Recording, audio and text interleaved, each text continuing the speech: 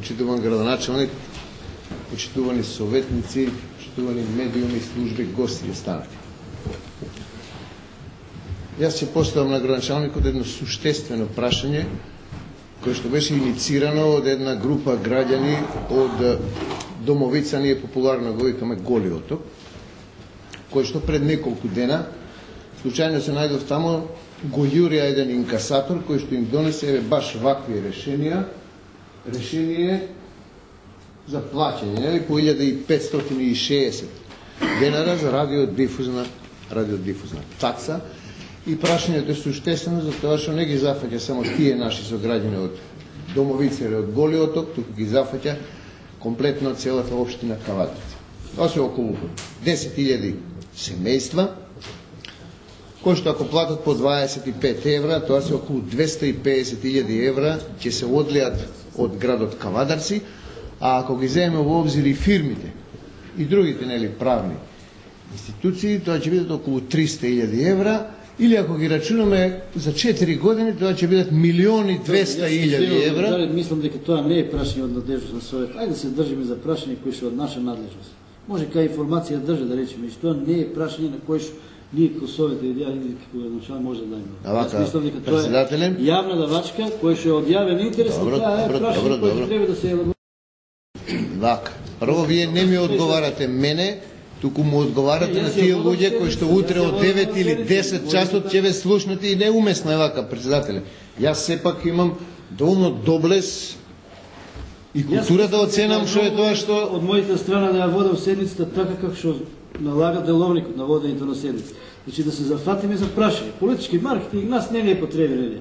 Поверите, поставите прашање од доменот на работењето на локалното. Добро, председателе, значи извршивте задачите за кои сте задолжени, одиме понатаму. Не сум задолжен од никој. Па нема ја да станам вие да не одместо да не ме прекинете, значи тоа е должност. Ако е еднаш е случајно, 2 пати навика, 3 пати.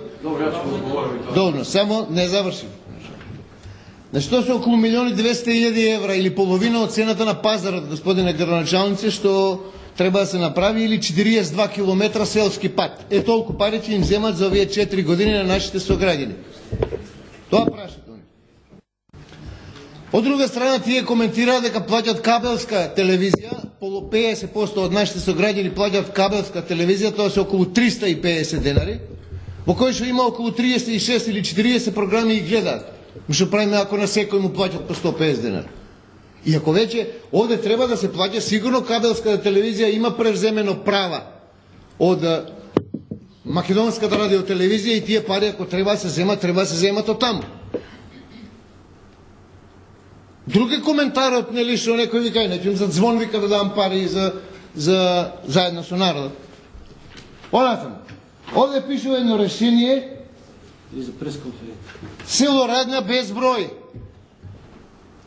1560 тупка е таму, господине председавач, таму нема антени, таму нема репетитор, таму има 20 семејства што живеат таму од тие 340 куќи и еве во нивно име, во тие нели 340 куќи во село Радња и од село Драгожел, ви велам, како ќе платат такса кога нема телевизори? Двајца имаат сателитска програма, сателитска антена што платија по 1000 евра.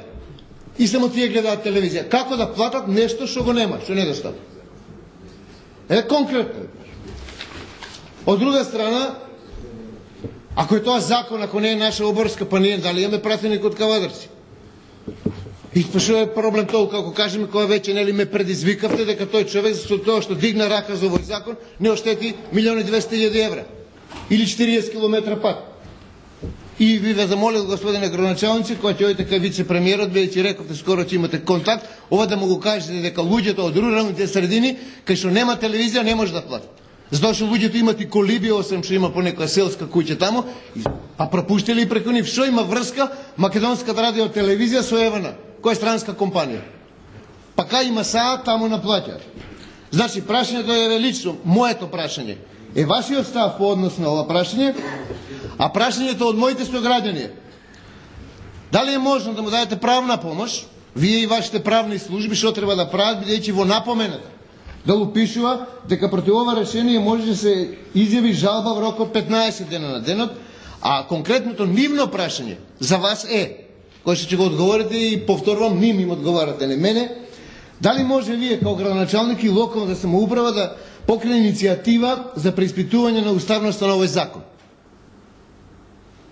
Тоа е моето прво прашање. И сега ќе му поставам и 2-3 порелаксирачки прашања. Се надевам, нема да ме сопре, да ме прекине или председател.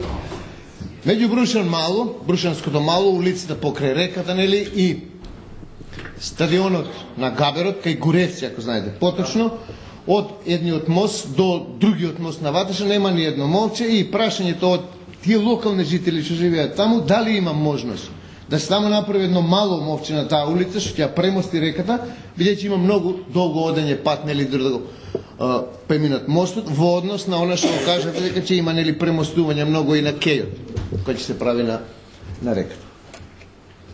Тоа ќе биде второто релаксирачко прашање. Третото прашање на кое што добив само делумен одговор, тоа е патот Кавадарци-Дисан. Одговорот од прилика го знам, ако биде истиот што ми го дававте минатиот пат, дека е тоа регионален пат. Ја ќе го цитирам Перо Митрев. Тој пат оди за Неготино, па за Џерџелија, Солун, па Багдад. Па е меѓународен пат, нели? Оди и таму. Арама кој ќе му речем на тој човек што таму близу до Бабиндово има лози, абе ова е меѓународен пат, не ме зафркава, и вика не е. Абе регионален оди, не ме зафркава и не е, вика. Јас сакам пат до лозијата, вика. Ја нечем да одам за Дисан. Затоа што од сето лозија што го зијам од сетира 20% го давам по основ на ДДВ, вика, на државата, и плюс плаќам данок. И имам право да барам пат за Дисан, за до моето лозија. Значи, градоначалниче, делумно дававте одговор на ова, мислам дека беше недоволен со една-две реченица. Ако е веќе има таква иницијатива за која што спомнавте, сакаме да знаеме, сакат и сограѓаните да знаат до каде е, ако треба да се потисне, да видиме што може да се направи. Тоа беше третото прашање. Четвртото прашање е во врска со учебниците. Мојот млад колега на една од седниците рече дека тие ќе стигнат скоро, се уште нема стигнато.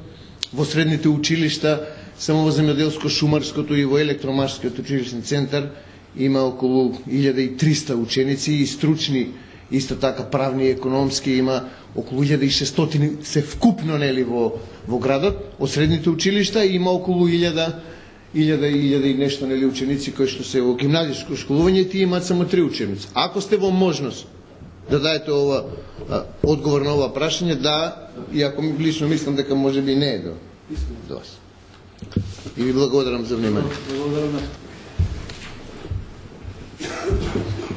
Ташо Родјаски.